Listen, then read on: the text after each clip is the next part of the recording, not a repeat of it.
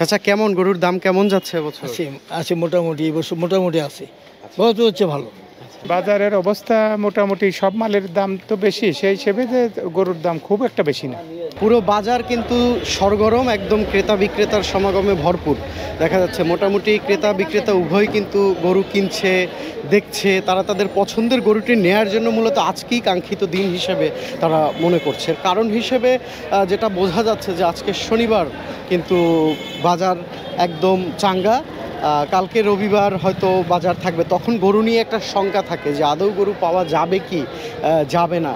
তার জন্য যারা শহরে একটু কুরবানি দেওয়ার প্রস্তুতিতে আছেন তারা কিন্তু চাচ্ছেন যে আজকের মধ্যেই আসলে গরুটি কিনে ফেলতে। কেমন মনে হচ্ছে এবার বাজার, কি দেখলেন? বাজার একটু বেশি মনে হচ্ছে, আজকের দিনটা মনে হচ্ছে একটু বেশি বাজার। আমরা গতবার তো মিরপুর ঈদ করেছি, গাবতলিতে কিনেছি, সহজভাবে কিনেছি। হ্যাঁ, এখানে দাম বেশি, এখানে দাম বেশি, তবে যাই হোক আলহামদুলিল্লাহ কিনছি, আল্লাহ যা যেটা রাখছে সেটাই ভালো, আলহামদুলিল্লাহ।